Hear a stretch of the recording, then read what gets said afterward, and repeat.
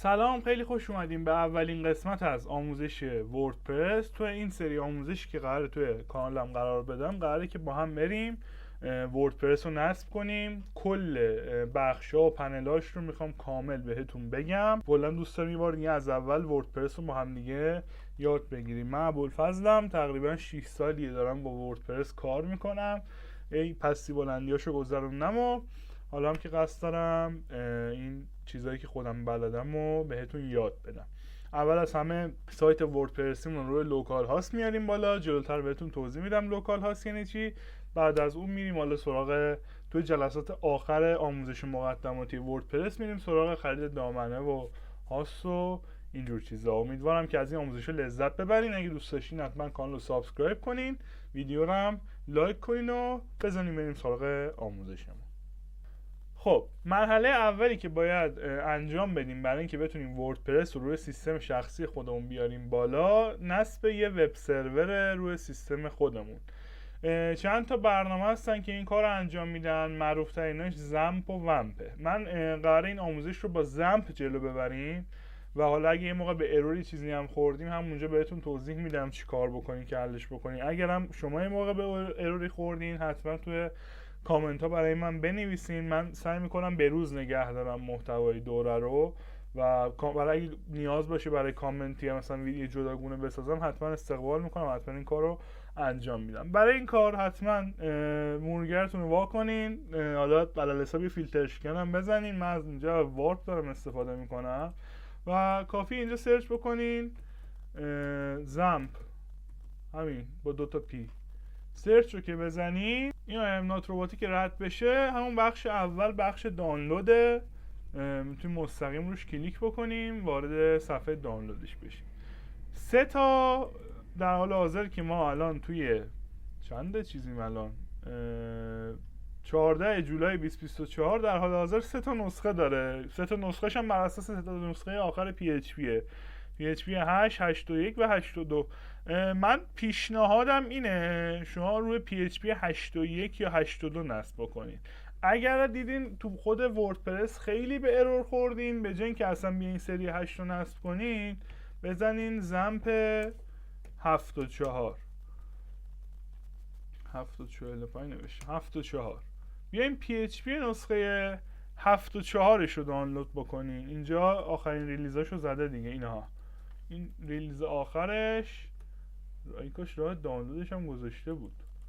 از من بیام عقب اینم پیدا میکنم مثلا فارسی هم بزنین دانلود زمپ تو صاف 98 براتون بیاره نسخه 7.4 رو احتمالا. نسخه 7.3 هست، 64 بیتی هم نسخه 7.4 هست. از همین صاف 98 همین نسخه 8.2 رو میتونین دانلود بکنین. اگر هم دیدین خیلی به ارور خوردین، حالا در ادامه رفتین یه سری چیزا ممکن اصلا نیاز باشه علاوه بر اون نصب بکنیم روی وردپرسمون، مثل یه چیزایی مثل آیون کیوب لودر اگه اشتباه نگم اسمش رو، هیچ وقت دارم نمیچرخه. حالا نصب اونا رو هم بهتون توضیح میدم، ولی 1% اگه تو اونا به ارور خوردین یه نسخه بیاین عقب‌تر نسخه 7.4 نصب. این سری ما قراره روی نسخه 8.2 کارو جلو ببریم. من چون دانلود نکردم میزنم دانلود بشه، اینجا دانلودام و سیو رو بزنیم و بعد اینکه دانلود شد برمیگردیم برای نصبش. خب بعد از اینکه زمپ رو اومدین سرچ کردین تو گوگل دانلود زمپ، اومدین صاف 98 ورژن 8.2 یا 7.4 حالا بسته به انتخاب خودتون دانلود کردین، وقتیش که بریم سراغ نصب خود زمپ. اگر از طریق صاف 98 دانلود بکنین کافی کلیک راست بکنین روی این و این روی وینرر اکسترکت تو زمپ 8.2 رو بزنین اینجا. پسوردش هم که صاف 98 داتای آره، کلیک میکنین منتظر مونین تا فایل رو اکسترکت کنه. بعد اینکه اکسترکت کرد حالا دوباره کلیک میکنین واردش میشین و فایل اصلی اینستالر خود زمپ رو اینجا گذاشته برامون. من باز میکنم فایل زمپ رو، یه بارم اینجا این اوکی میدیم بهش و میریم سراغ نصب ویزارد اصلی و اینجور چیزاش. نکست رو میزنین. روی این صفحه حتما حواستون باشه حالا آپاچی که خود به خود خورده ما اسکیول حتما خورده باشه تیکش و PHP my admin هم تیکشو زده باشین. حالا بقیهش هم نبود ولی مثلا این میل سرور و اینا هم باشه بهتره. بذارین کامل همه تیکاشو بزنین دیگه. خلاصه وارد بخش بعدی میشین، ترجیحاً بذارین توی درایو استیم و توی پوشه خودش ساخته بشه، یعنی توی پروگرام فایل و اینا نذارینش، روی پوشه جداگونه کلا برش تو درایو استیم در نظر بگیرین. نکست رو بزنین، زبانش هم که انگلیسیه و نکست بعدی رو بزنین. باید منتظر بمونین، اولش ممکنه مثلا این 2 تا 5 دقیقه 10 دقیقه حالا بسته به سیستمتون طول میکشه تا نصب بشه. یه دور فایل رو آنپکت میکنه و بعد میره سراغ اینستال کردن. بعد اینکه نصب شد دوباره برمیگردیم تا با هم وا کنیم و بهتون بگم باید برای نصب وردپرس چیکار انجام بدیم. خب نصب زمپ ما هم تکمیل شد. تو موقعی که دارین نصب میکنین یه جایی اگه سوال پرسید که یه گزینه داشت به اسم آلو، یه گزینه داشت به اسم کنسل، اون آلو رو بزنین، تایید رو بهش بدین که دسترسی به سیستمتون داشته باشه. بعد از نصب همچین صفحه‌ای براتون باز میشه. یه گزینه تیک داره به اسم Do you want to start the control panel now که میگه دوست دارین همین الان کنترل پنل زمپ رو براتون وا کنیم. ما هم چون باش کار داریم میگیم اوکی. فینیش رو میزنین و اینجا براتون کنترل پنل زمپ باز میشه. کل سیستمی که ما قراره وردپرس رو روش نصب کنیم روی این دوتا گزینه اول میچرخه. یکی وب سرورمونه که اسمش آپاچیه. ما چندین وب سرور داریم، آپاچی داریم، لایت اسپید داریم و حالا چندین وب سرور دیگه که الان من دقیقا یادم نمیاد. و برای سیستم دیتابیسمون هم ما نیاز داریم به مای اسکیول که نیازه که اول از همین دوتا رو استارت بکنیم. من اینجا آپاچی استارت میکنم، اینجا مای اسکیول استارت میکنم، آلو ازم میخواد، اوکی بهش میدم. یه سری موقع هست شما ممکنه که این قسمت آپاچیه براتون استارت نشه، اصلا حتی قسمت مای اسکیول براتون استارت نشه. من اینو توی ویدیوی دیگه کامل بهتون توضیح میدم که چطوری برطرفش بکنین. یه راهی داره. یه سری اوقات هست به صورت ساده بخوام بهتون توضیح بدم، یک برنامه دیگه داره از این پورت مثلا 80 یا 443 داره استفاده میکنه. بعضا شما دارین از VPN استفاده میکنین، یه VPN مثل ویندسکرایب و ویندسکرایبتون رو زدین مثلا رو لوکیشن آمریکا رو پورت 443 وصل شه. یه موقع مثلا ممکنه اینا باگ بخورن دیگه، به هر حال نرم افزاره دیگه. شما وقتی اون روشن باشه ممکنه این آپاچی رو بزنین استارت شه، چون اون پورت داره روش یه کاری انجام میشه ممکنه استارتش نکنه. ولی حالا میگم تو اون ویدیویی که گفتم کامل بهتون توضیح میدم که چطوری این مشکل رو حل بکنید. خب تا اینجا ما الان کنترل پنلمون رو دانلود کردیم، نصب کردیم، استارتش کردیم. حالا میریم سراغ دانلود اصل کاریمون. تو بروزرتون سرچ بکنین، اصلا فارسی اصلا سرچ کنین دانلود وردپرس. اولین سایتی که براتون میاد wordpress.org فارسی. دریافت وردپرس رو میزنین، وارد صفحه دانلودش میشین. یه دکمه آبی رنگه. الان که گفتم ما 14 جولای 2024 ما آخرین نسخه که الان برام اومده نسخه 6.55. ممکنه موقعی که شما دارین ویدیو رو میبینین نسخه بالاتر اومده باشه، که اگه اومده باشه، اگه نیاز باشه که دوباره آموزش رو بگیرم حتما آپدیتش میکنم. ولی عموما بیس خود وردپرس تغییر خاصی نمیکنه. ما رو دانلود میزنیم و جای دانلود رو مشخص میکنیم و سیو رو میزنیم و اینم منتظر میمونیم دانلود چین. حجمش نسبت به اون خیلی کمتره و حالا منتظر میمونیم تا وردپرسمون هم دانلود شه. بریم اینجا فایلاش رو هم اکسترکت بکنیم با هم دیگه. خب دانلود وردپرسمون هم تموم شد. حالا باید بریم سراغ اکسترکت کردن فایلاش. همونطور که این وردپرس 6.55 اینجا برای من اومده. کلیک راست میکنم، وینرر اکسترکت وردپرس 655 میام داخلش رو. این کل فایلای نصب وردپرس. حالا چطوری باید وردپرس رو نصب کنیم؟ سوالی که پیش میاد. ببینید شما دو تا حالت داریم برای نصب وردپرس. یکی این که آقا شما زمانی که روی هاست و حالا دامنه میگیریم اونو جداگونه بهتون توضیح میدم رو ویدیوهای آینده. میام آخرین ویدیوهای این سری آموزشیمون برعکس شاید ویدیوهای بقیه همکارای من خرید هاست و دامنه است، چون اول میخوایم وردپرس رو سیستم خودمون کامل یاد بگیریم بدون خطا، بدون هیچ مشکلی، بدون محدودیت. بعد بریم سراغ حالا سرورهای اشتراکی و اینا برای اینکه رو اونا هم به قولی کامل بتونین یاد بگیرین، اونا رو هم تجربه بکنین. برای نصب وردپرس الان نیازه که یک بار وارد پوشه وردپرس بشیم، دوباره وارد پوشه وردپرس بشیم. الان که من دارم این ویدیو رو میگیرم کل فایل وردپرس رو 19 تا آیتمه. نیازه که یه بار کنترل A بگیریم، کنترل C بزنیم، کل این فایل درو کپی شه، یا اینطوری میتونین سلکتالشون بکنین، کلیک راست کنین. بذاریم من یه بار سلکت کنم، کلیک راست کنین روی یکیشون و اینجا کپی رو بزنین. بیاین توی درایو C پوشه زم، پوشه htdocs. این پوشه مهمترین پوشه‌ایه که ما باهاش کار داریم. کل فایلا و نمیدونم هر چیزی که تو سایتتون قراره استفاده بشه، حالا جلوتر میریم میفهمیم، قالبتون، افزونه‌هایی که قراره رو سایتتون نصب کنین قراره از این پوشه لود بشه. یک موقع حواستون باشه خدای نکرده پوشه دستتون نخوره، پاک شه، اسمش عوض نشه، چون نیازه که اگه یه موقع پاک شه دوباره این پوشه رو باید بسازین، وردپرس رو دوباره نصب کنین. اگه بکاپ نداشته باشین کل کارهایی که کردین دوباره از اول انجام بدین. الان اگه من بیام داخل مرورگرم و سرچ کنم لوکال هاست، بعد از اینکه این دوتا گزینه روشن باشه، اگه میخواین این صفحه که الان میخوام سرچ کنم باید حواستون باشه این دوتا گزینه روشن باشه. اینجا اگه من الان سرچ کنم لوکال هاست و اینتر بزنم، داره این صفحه رو لود میکنه. این صفحه داره از کجا لود میشه؟ همین فایلایی که دارین اینجا میبینین تو پوشه htdocs تو بخش داشبورد.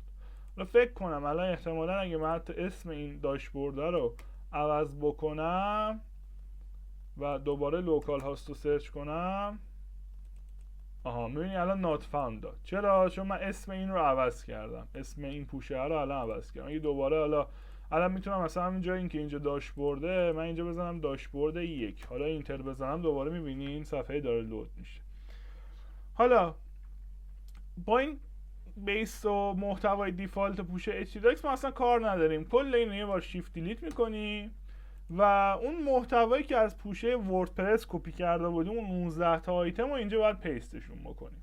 منتظر بمونیم تا کامل پیست بشن و بریم سراغ نصب ابتدایی وردپرس. ما همین الان سایتمون دیگه آماده لود شدنه. اگه من بیام اینجا و این لوکال هاست و این داشبوردی که شو پاک کنم و اینتر بزنم، میبینیم که اینجا وردپرس رو به قولی نصب شده و حالا اومده برای کانفیگای اولیش. ما نیاز به یه پایگاه داده داریم برای اجرای وردپرس که یه سری جدول توشونه که محتوایی که ما حالا تو سایتمون مینویسیم، محتوای یوزرامون و خیلی از آپشن‌ها و تنظیمات دیگه توی اون جداول ذخیره میشه. الان اگه نیاز نیست، حالا میخواید دوست داریم بخونین حتما بخونین که اصلا وردپرس داره چطوری کار میکنه.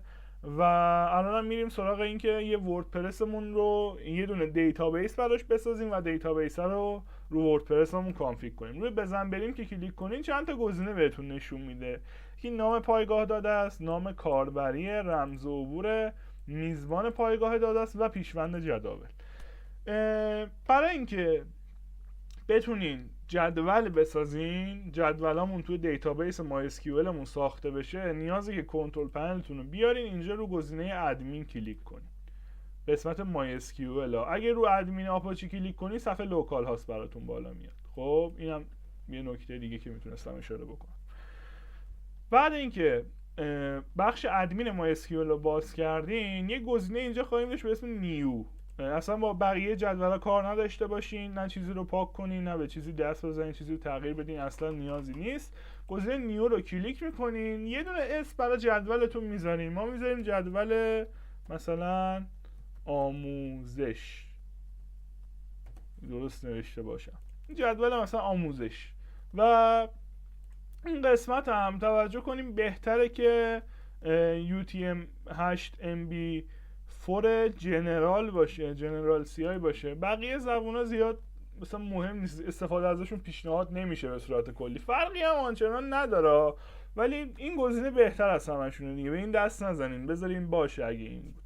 و بعدش هم کرییت رو بزنین و الان جدولتون به همین راحتی ساخته شد. همینطور که الان میبینیم جدول ما این بالا نوشته no table found in database، یعنی هیچ تیبلی، هیچ جدولی رو ما توی این دیتابیس در حال حاضر پیدا نکردیم. ولی حالا اگه بیایم همین سیستمی که الان ما این جدولی که ساختیم و مشخصاتش رو وارد این بکنیم، خود وردپرس میاد یه سری تیبل اینجا برامون میسازه. خب من اسم این آموزش رو کپی میکنم، تو قسمت نام پایگاه داده اسم اینو وارد میکنید. نام کاربری زمانی که دارین روی لوکال هاست کار میکنین نام کاربریتون روته و رمز هم نیاز نداره، ولی روی هاست‌های اشتراکی یا اختصاصی یا سرورهای مجازی اینا رو باید وارد بکنین بسته بالا به کانفیگ phpMyAdminتون. و میزبان پایگاه داده در دو حالت رو هاست‌های اشتراکی و روی لوکال هاست رو همین لوکال هاست میمونه. پیشوند جداول رو هم میتونین تغییر بدیم. اگه این موقع هست مثلا شما 2 تا سایت وردپرسی رو میخوان روی یه دیتابیس بیاریم بالا که پیشنهاد نمیکنم، دیتابیس سنگین میشه، سرعت لود سایتتون میاد پایین. حالا بیریم به اون جلوتر به اونم اشاره میکنم. پیشوند جداول رو برای این میذارن که این تیبلا با هم دیگه قاطی نشن، این جدولا رو بتونیم بشناسیم از هم دیگه، ترجیحاً با حروف کوچیک، نهایتاً 2 یا 3 کاراکتر، اون چیزی که دوست دارین رو مثلا اینجا استفاده کنیم. ما مثلا اینجا می‌نویسیم اون AS مثلا انگلیسی، AS ابوالفضل صادقیان مخفف اونه مثلا.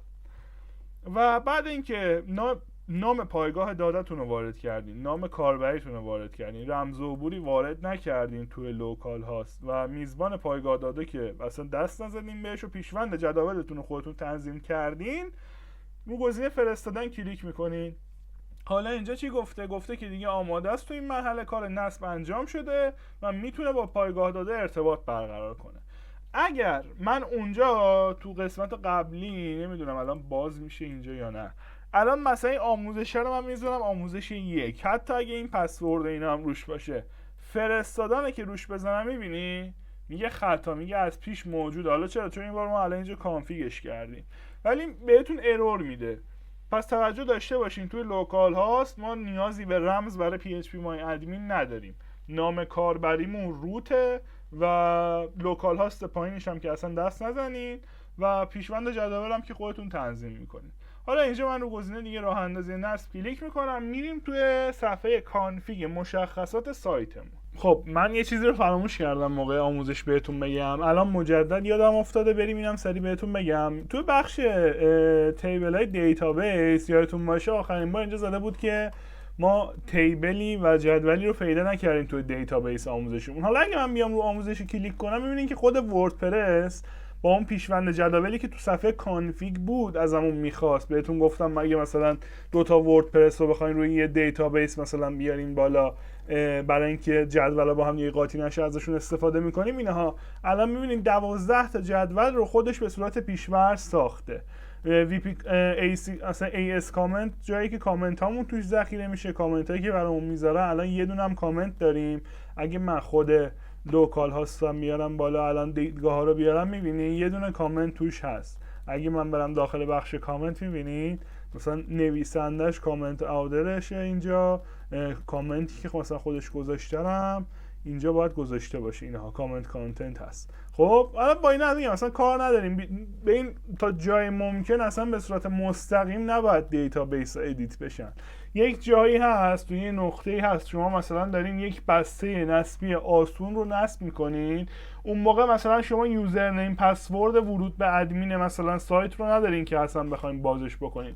حالا هر وقت به اون قسمت ها رسیدیم توی آموزش های طراحی وبسایت و نه فقط قسمت نصبش، بهتون میگم که اون قسمت ها رو مثلا باید چی کار بکنیم برای تغییر پسورد و یوزر ادمین و اینا. و حالا غیر از اون مثلا یه AS آپشن داره که تنظیمات بیسیک سایتمون توش ذخیره میشه، مربوطه به تب تنظیمات که حالا تو ویدیو بعدی بهتون میگم. AC پسته که پستایی که داریم توش ذخیره میشه، مثلا برگه هامون که الان یه دونه برگه نمونه داریم با سیاست حفظ حریم خصوصی، یه دونه پست هم داریم به اسم سلام دنیا یا همون هلو ورد و اینم از این سیستمش. و دیگه اینجا مثلا AS یوزر هم یوزر و کاربری هم که الان تو سایتمون اکانت دارن. حالا یه سری همچین چیزایی رو بچه‌ها میخوام به صورت کلی بدونین که تو تیبل ها و دیتابیس ها دارن ذخیره میشن. و همین دیگه، بریم ادامه ویدیو. اینجا عنوان سایته که من میذارم آموزش مثلا وردپرس با اسم خودم ابوالفضل. اینجا نام کاربری ورود به پنل ادمین سایتتونه. حتما حواستون باشه از اسمای کوچیک استفاده نکنین، اسمای قابل حدس استفاده نکنین. پنل سایتتون اگر یک روزی بخواید سایت فروشگاهی بزنین با این کارا، حالا درست یه سری کارا میشه کرد برای جلوگیری از مثلا اتک و نفوذ، میشه مقدار امنیت سایت رو از طرق مختلف مثلا بالا برد، ولی دیگه حواستون باشه دیگه سال 2024 مثلا پسوردتون 1 2 3 4 نباشه. بعضن الان 1 2 3 4 5 6 بزنین اصلا قبول نمیکنه وردپرس، و اینجا مثلا باید تایید بکنین که آقا مثلا این رمز مثلا سوستو به کار بگیره. اینا کار نداریم. نام کاربری مثلا من چون الان دارم لوکال هاست کار میکنم، نام کاربریمو مثلا میذارم مثلا صادقیان و پسوردم هم میذارم مثلا ابوالفضل 1 2 3 4 مثلا نیرومند الان. و اینجا حتما آدرس ایمیل خودتون رو وارد کنین. من اینجا آدرس ایمیل خودم میزنم و این قسمت نمایش موتورهای جستجو هم حتما توجه داشته باشین. زمانی که سایتتون خامه، هیچ دیتایی نداره و نمیخواین اصلا تو نتایج گوگل ایندکس بشه و بالا بیاد، یه موقع صفحه مثلا بی خودی تو سایتتونه یا هیچ محتوایی نداره، اینو بزنین آقا. این تیکو موقعی که سایتتون دارین از اول میسازین بزنین، اگه بخوام ساده بهتون توضیح بدم. و بعد از این روی گزینه راه اندازی وردپرس کلیک میکنین و میریم الان داخل خود پنل ادمین و تبریک میگم بهتون، الان تونستین کامل وردپرس رو نصب بکنین. حالا اگه روی ورود کلیک بکنیم اینجا نیازه که اول نام کاربریمون که صادقیان اونجا تعیین کردیم و رمزمون که ابوالفضل 1 2 3 4 بود رو بزنیم، تیکه مرا به خاطر بسپار رو هم بزنین و ورود رو بزنین، وارد بشین به پنل ادمین وردپرس. خیلی بهتون تبریک میگم، شما الان به سادگی تونستین وردپرس رو نصب کنین. حالا نحوه این که چطوری میشه این عکس رو اینجا گذاشت، نحوه این که چطوری این اسم رو عوض بکنین، چطوری تم وردپرستون رو عوض کنین، دیتاتون توی خود این شناسنامه وردپرس رو تغییر بدین و دیگه میذاریم تو ویدیوهای بعدی. الان دیگه نمیخوام این ویدیو خیلی طولانی بشه، در حد آموزش نصب و راه اندازی وردپرس روی سیستمتون و لوکال هاست بدونین.